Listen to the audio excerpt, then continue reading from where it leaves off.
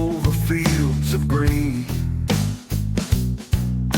remembering the faces, the moments unseen, the hands that built a dynasty, the vision in their eyes, echoes in the auction barn beneath an endless sky. This is the bovine, turn the volume high,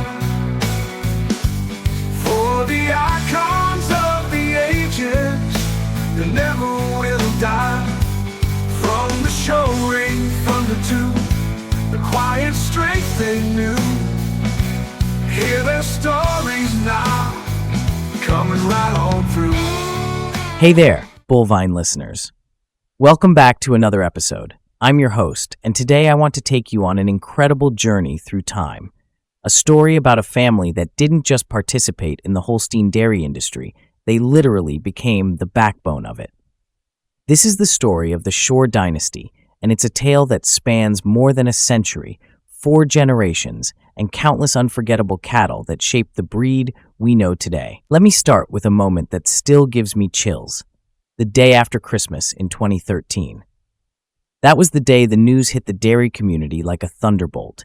Hardy Shore Jr. had passed away at just 57 years old. Now, Hardy had been battling personal demons for years, something many brilliant minds in our industry unfortunately face, but don't always talk about openly. It was the kind of loss that stops you cold, you know? Like when you walk into your barn and the ventilation fans just suddenly quit running. It's eerily quiet, and you realize how much background noise there actually was when they were operating. But here's the thing that really struck me. Losing Hardy Jr. wasn't just about losing another talented breeder. It was like watching the final chapter close on one of the greatest dynasties in dairy history. And that silence, that void, it made me think deeply about what truly defines greatness in this business we all love. You see, across farms from Ontario down into the Midwest, there's this magic I keep noticing in certain bloodlines. And I'm not just talking about the cattle, but the people too. Some families just have it in their DNA, you know? That sixth sense for reading a cow's conformation while walking through the barn during morning chores. The instinct for perfect breeding timing even when feed costs are squeezing margins tighter than bark on a tree. The ability to spot genetic potential in a gangly heifer where the rest of us just see another mouth to feed. The Shores of Glanworth, Ontario, they had that gift in absolute spades. Their story is really like looking in a mirror at today's dairy challenges.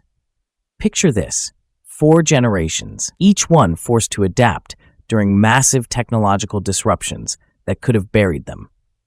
From William H. Shore's bold leap into purebreds back in 1910, when most everyone thought he'd completely lost his mind, all the way to Hardy Jr.'s embrace of embryo exports right in the heart of the genomic era. It's like watching a century of dairy evolution play out through one family's incredible journey. Let's start at the very beginning. The Shore story actually begins way back in the 1850s in a small hamlet called Glanworth, located just south of London, Ontario. This was part of Colonel Thomas Talbot's domain. You might remember him from Canadian history class. Talbot had this massive land settlement scheme that carved some of the absolute best dairy country in all of Canada right out of raw wilderness. What's fascinating about Talbot is how he hand-picked his settlers. He kept out all the speculators and get-rich-quick types, making sure the land went to families who'd actually work it and build something lasting. Sound familiar? It's the same philosophy we see in successful farm succession planning today. Same concepts, just a different century. That approach of long-term thinking, community commitment, building something that lasts through market cycles and government interference, that became the foundation driving successful dairy operations. The Shores didn't just inherit good land, they inherited a culture that valued persistence over quick profits. William H. Shore was born in 1870, and he ran what we'd recognize today as a diversified operation. Shorthorns shared barn space with grade Holsteins, and he did some horse trading on the side. Kind of like how some Ontario producers today run cash crops alongside their dairy herds to spread risk when milk prices take a dive. But William was restless. He was always on the road, always chasing the next opportunity. His real talent wasn't actually farming, it was reading markets. And in 1910, he made what would turn out to be the read of his lifetime. Here's where it gets really interesting. William bought his first purebred Holsteins, 2 females and a bull, from Herman Bollart's herd. Now, if you know your Canadian Holstein history, that name should make you sit up and take notice. Bollart's cattle traced directly back to Michael Cook's 1881 imports, the actual foundation animals that established our breed here in Canada. William wasn't just buying cattle, he was investing in genetic royalty. Think of it like getting first pick in a genomic draft before anyone even knew what genomics was. The bulls he chose tell you everything about his vision. Favorit champion Echo was a maternal brother to the legendary May Echo Sylvia. Keldy Grange King Segis came from proven Western Ontario bloodlines that everyone respected. These weren't just breeding decisions, they were market positioning moves by a man who understood where the industry was heading. What really strikes me is how William grasped brand building before the term was even coined. He wasn't just improving his herd, he was positioning himself right at the center of an emerging industry. It's the same strategic thinking I see in today's top producers who were early adopters of A2 genetics or genomic selection. But think about this for a moment. It's 1910. There's no genomic testing, no AI catalogs filled with EPDs, no production records to compare. William was making these calls based on pedigree knowledge, confirmation evaluation, and pure gut instinct. That takes the exact kind of courage we need today when we're deciding whether to invest in automated feeding systems or transition to organic production with all the headaches that come with it. Fast forward to 1933, when Hardy Shore Sr. joins his father in partnership and does something that seems simple now but was absolutely revolutionary then. He starts using the Shore prefix on their cattle. Picture Hardy Sr. standing in that barn, watching his father work with those foundation animals and making the decision that would define the next century. That simple black and white prefix board hanging outside their barn? It became a quality guarantee that buyers from New York to Alberta learned to trust completely. Think about that in today's context. How many of us are actively building brand recognition for our sustainability practices, our animal welfare protocols, or our genetic programs? The Shores figured out something we're still learning. Reputation travels faster than any advertising ever could. But here's the thing about building a brand in the show ring. It takes way more than just good cattle. It requires consistency, incredible patience, and the guts to bounce back from setbacks that would absolutely crush most operations. The Shores proved this in 1942 when financial pressures forced a complete herd dispersal. Most producers would have liquidated everything and either started completely over or just gotten out of the business entirely. But Hardy Sr. made a decision that perfectly illustrates the difference between good operators and truly great ones. He kept 6 animals, just 6, 3 daughters and 3 granddaughters of Montfic Rag Apple Paul. 6 cows, that was it.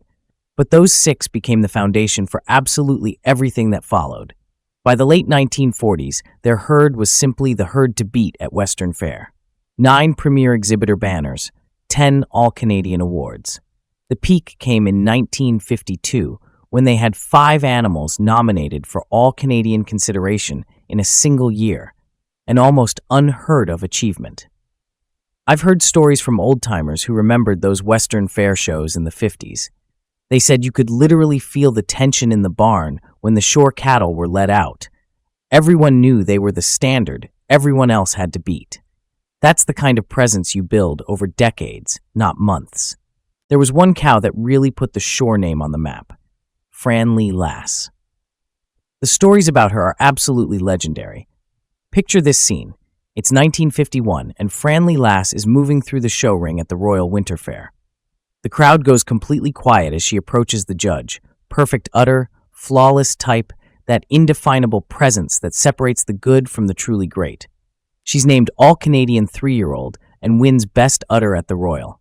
The following year, she's Grand Champion at Western Fair before earning Reserve All-Canadian honors for 4-year-olds. But here's where it gets even better.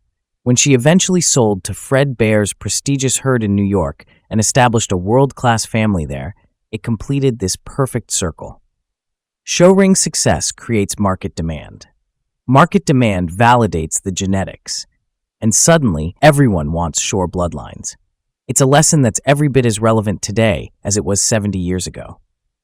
Whether you're showing at Madison or posting videos on social media, excellence creates its own marketing momentum. The platforms change, but that fundamental principle remains exactly the same. Now, here's where the genetics get absolutely fascinating, and where Hardy Sr. showed his true breeding genius. His greatest early contribution came through a pair of twin bulls with names that still echo through pedigrees today: Rockwood Rag-Apple Romulus and Rockwood Rag-Apple Remus. Their dam, a Mulry Baroness Piecha, had a lactation record that's almost unbelievable when you think about how close she came to making history. She came within just 5 pounds of making her the Canadian butterfat champion. Can you imagine being that close to history? Her record was 32,080 pounds of milk with 1,259 pounds of fat. In today's terms, that's like missing a genomic ranking by a single decimal point. But Romulus, this bull accomplished something that has literally never been done before or since. In 1950, he sired both the All-Canadian Senior Yearling Heifer and the All-Canadian Junior Yearling Heifer, both carrying the Shore prefix, both bred by the same operation. Genetically speaking, creating 2 All-Canadian yearlings from the same sire in the same year from the same herd, the odds are absolutely astronomical. When Romulus was sold for export to South America, Hardy Sr. showed the kind of strategic persistence that characterizes truly successful breeding programs. He leased the twin brother, Remus, from a breeder in Oklahoma who had purchased him at a classic sale. That's exactly the kind of move you make when you understand that genetic value compounds over generations. Like putting money in the bank and letting compound interest work its magic. What's truly mind-blowing is how that genetic pathway evolved over the decades that followed. You can follow the line from Remus to Shore Royal Duke, whose daughter produced Fairly Royal Mark, described as possibly the best bull to come out of Western Ontario. But keep tracing that line forward, and here's where it gets incredible. You'll find it leads directly to Braedale Goldwyn. We're talking about breeding decisions made in the 1940s that shaped the breed all the way through to the 2000s. That's the kind of long-term thinking that's becoming absolutely essential in today's genomic era, where the genetic decisions we make today will impact breeding programs for decades to come, assuming we have the patience to let them play out. While Hardy Sr. was building this genetic empire, he also recognized something absolutely fundamental about our business. There's more money to be made in merchandising than in routine dairy farming. Sound familiar? It's the exact same realization driving today's focus on branded genetics, premium programs, and value-added marketing. Think about how many top operations today make as much from genetic sales as they do from their milk check. The Shores saw that trend coming 60 years before everyone else caught on. During the Depression years, while other farm families were struggling just to keep the lights on, the Shores found opportunity. They started exporting dairy cattle to the United States, acting as sales agents who drive American buyers farm to purchase cattle. Their reputation opened doors that stayed completely closed to everyone else. The absolute masterstroke came in 1949 when Hardy Sr. and his brother Don bought a 70-acre farm on Glanworth Road and built an auction barn. Picture that very first sale. Don chanting the sale while Hardy stood beside him in the auction box, making announcements. Their combined reputations the only guarantee buyers had that they were getting quality animals.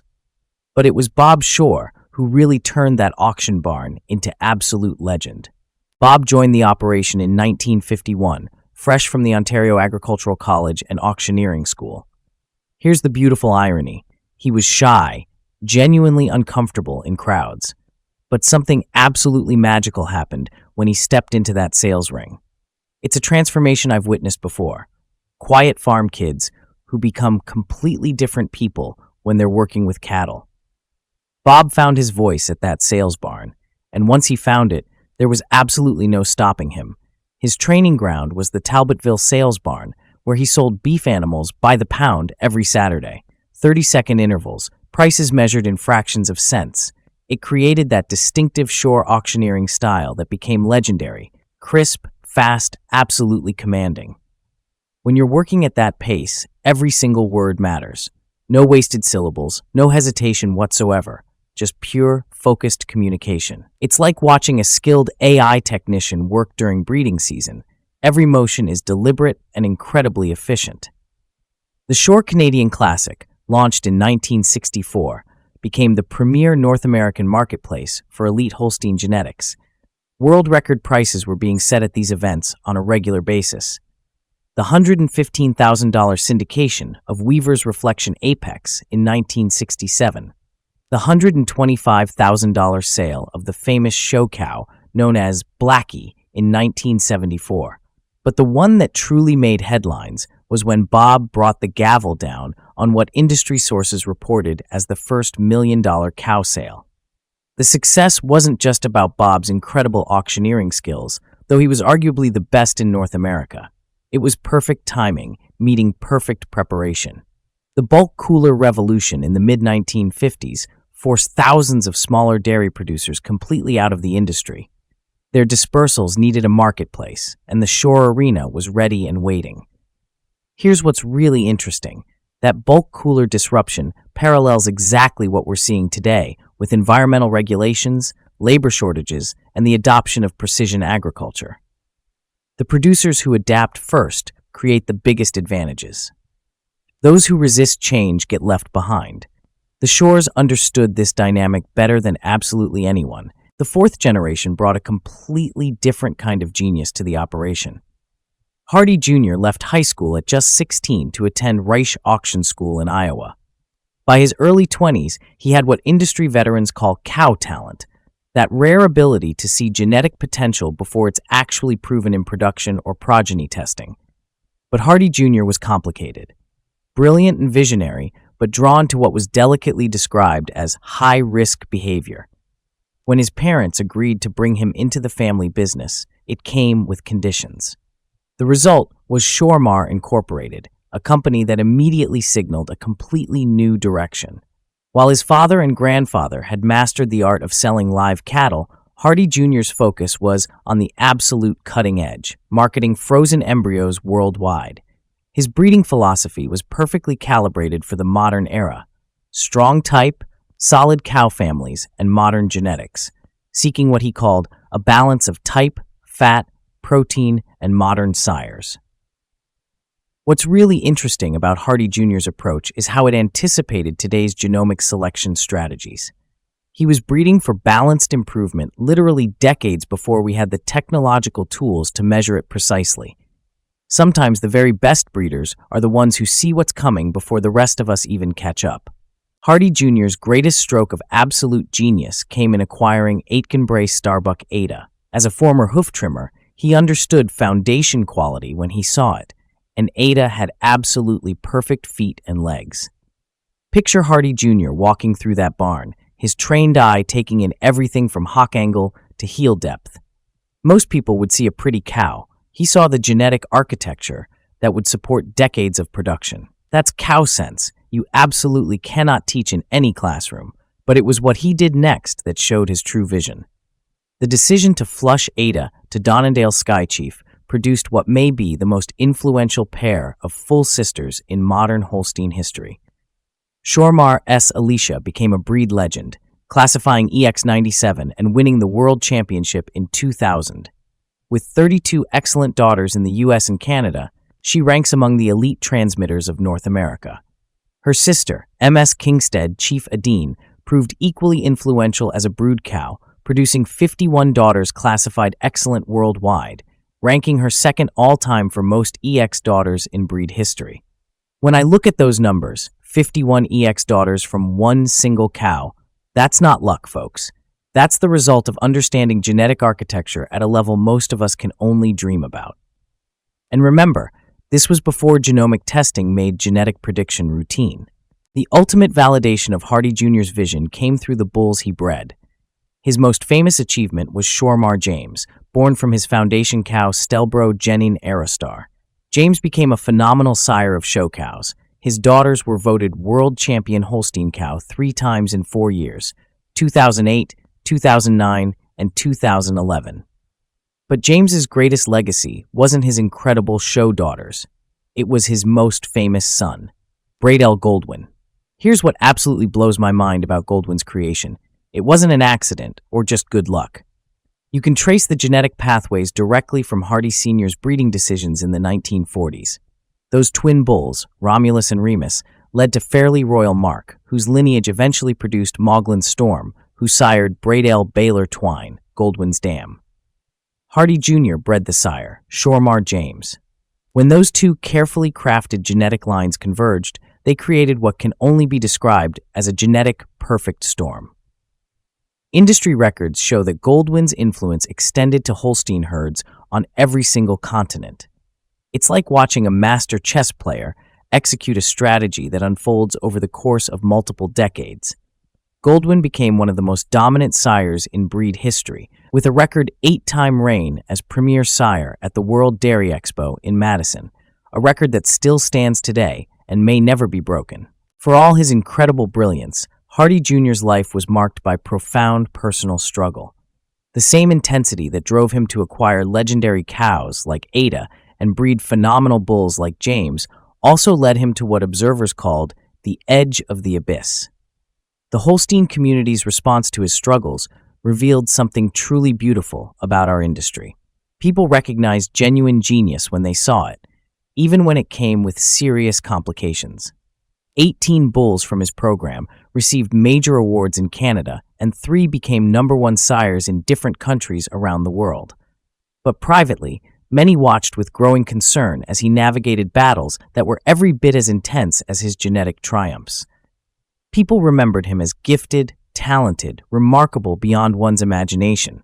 The same creative fire that produced breakthrough genetics also fueled personal demons that few people truly understood. It's a sobering reminder that innovation often comes with a hidden price, that the very same traits that drive visionary thinking can also create profound personal challenges. We've seen this pattern repeated in other brilliant minds throughout our industry's history. The relentless drive that creates breakthrough genetics sometimes carries costs that aren't immediately visible from the outside. December 26, 2013. Hardy Shore Jr. died peacefully at his home at age 57. The dairy industry's response spoke to the profound connections he'd forged throughout his career. Despite his well-known struggles, colleagues remembered his kindness, his optimism, and his absolutely unwavering passion for the Holstein breed. The final detail that really gets to me, the family's request that memorial donations be made to the Men's Mission Services of London, provided quiet testimony to the nature of his personal battles. Here was a man who dealt regularly in world record prices and global genetics, yet fighting private battles that few people understood. Sometimes the most brilliant minds carry the heaviest burdens. The Holstein community's ability to honor his incredible contributions while acknowledging his struggles showed the absolute best of what our industry can be when we support each other. So, what does the Shore story teach those of us who are still making breeding decisions today, still building something meaningful for the next generation? First, it's about having vision beyond the immediate cash flow pressures that keep us awake at night. William H. Shore could have stayed with mixed livestock forever, safe, predictable, consistently profitable. Instead, he bet everything on purebred Holsteins when most people thought he was completely crazy. Hardy Sr. kept 6 females when forced to disperse, understanding that genetic value compounds over time exactly like interest in a savings account. Today's genomic tools give us unprecedented ability to make these kinds of long-term decisions if we have the courage to actually use them effectively. Second, it's about recognizing industry shifts before they hit your bottom line like a freight train. The bulk cooler revolution could have been absolutely devastating for the dairy industry. Instead, the Shores turned it into their greatest opportunity. Today's shifts towards sustainability, animal welfare requirements, and precision agriculture require exactly the same kind of strategic thinking. The producers who adapt first consistently create the biggest competitive advantages. Think about the early adopters of robotic milking systems, or those who entered organic production before the premiums got eroded by oversupply.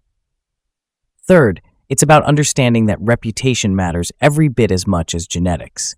The Shore name opened doors because it stood for integrity, quality, and innovation. In our current age of social media and instant communication, building that kind of trust is simultaneously both easier and harder than it's ever been. But perhaps most importantly, it's about persistence through complexity. Hardy Jr.'s story reminds us that innovation often comes with personal costs that aren't always visible from the outside. The very traits that drive breakthrough thinking can also create challenges that test us in ways we never expected. The industry's response, celebrating his contributions while supporting him through his difficulties, shows the absolute best of what our community can be when we truly care for each other. Walk through any modern dairy barn today, anywhere in the world, and you'll find cattle whose pedigrees trace back to that small hamlet of Glanworth, Ontario. The Shore prefix might no longer appear as frequently on registration papers, but their genetic influence flows through the global Holstein population like underground streams feeding a mighty river. The auction barn on Glanworth Road stands quiet now, but the echoes of that distinctive auctioneer's chant still resonate through every major sale, every breeding decision based on balanced genetics, every young producer who dares to dream of creating the next genetic revolution. For the better part of a full century, the Shores truly were the business, and in many fundamental ways, they still are. Every superior cow carrying their bloodlines, every successful breeding program following their example of long-term thinking, every auction where quality genetics find their true value. That's the Shore legacy, continuing to unfold. The dynasty may have ended with Hardy Jr.'s passing, but the influence, that's absolutely immortal. And in our industry, where the right genetic decision can echo positively for generations, immortality is really the only currency that truly matters in the end. Folks, that's the incredible story of the Shore dynasty. From William H. Shore's gutsy decision in 1910 to bet everything on purebred Holsteins, through Hardy Sr.'s masterful brand building and show ring dominance, Bob's legendary auctioneering career, and finally, Hardy Jr.'s visionary approach to genomic breeding, we're talking about a century of innovation, adaptation, and absolute excellence. Their story teaches us that success in this industry isn't just about having great cattle. It's about vision, timing, resilience, and the courage to make bold moves when everyone else thinks you've lost your mind. It's about building something that lasts, something that makes the breed better for generations to come. As we face our own challenges today, whether it's environmental regulations, labor shortages, volatile feed costs, or the pressure to adopt new technologies, we can learn from the Shore approach. Look beyond the immediate crisis. Spot the opportunities hidden within the disruptions. Build your reputation on integrity and excellence, and never, ever underestimate the power of genetic decisions made with the long view in mind. The Shore genetic legacy flows through Holstein herds worldwide. Their business principles continue to guide successful operations across North America and beyond. And their story reminds us that in dairy farming, as in life, the right decisions at the right time can create ripples that last for generations. Thanks for joining me today on this journey through Holstein history. The Shore dynasty may have ended, but their lessons live on in every breeding decision we make, every show ring we enter, and every time we dare to dream of genetic excellence. Until next time, keep breeding smart, keep thinking long-term, and never forget that in this business, giants may fall silent, but their echoes last forever.